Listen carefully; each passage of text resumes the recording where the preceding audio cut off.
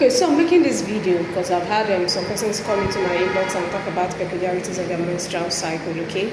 I'm not really going to talk about those who skip their menses probably once in 3 months, once in 2 months, and then we are thinking probably this person may be having polycystic ovarian syndrome.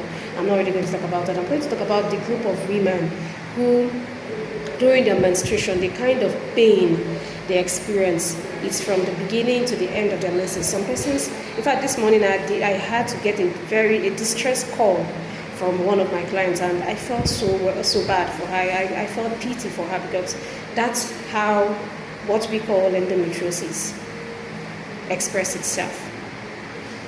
When you have endometriosis, it's like that thing that makes you menstruate has planted itself in different parts of the body.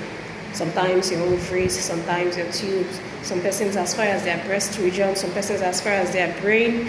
I've even had two patients I'll have to deal with who have this difficulty in breathing during menstruation.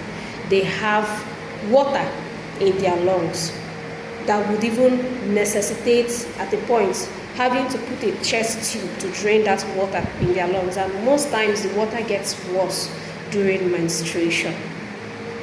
If you are having these symptoms during menstruation, you have this severe excruciating pain that comes from the beginning to the end of menses during mekwe. Okay, when you're with your spouse or your partner, you have this severe, intense, deep pain. Okay, and then additional things that may even tell us this is a worse form of endometriosis: difficulty in breathing during menstruation. Some persons go as much as coughing out blood during menstruation, and it's quite unfortunate that some general practitioners may not really understand this is what is happening to you. So sometimes they just give you pain relief without knowing the very important things to do for you. Understand that there is a concept and there is a disease called endometriosis, and you will know it as a woman because its symptoms generally get worse during your menstruation. Please do well. Help yourself to see a gynecologist, because the long-term effect of such things, they even go as far as causing infertility, okay, and so many other things I may not really talk about in this video. I wish you well there.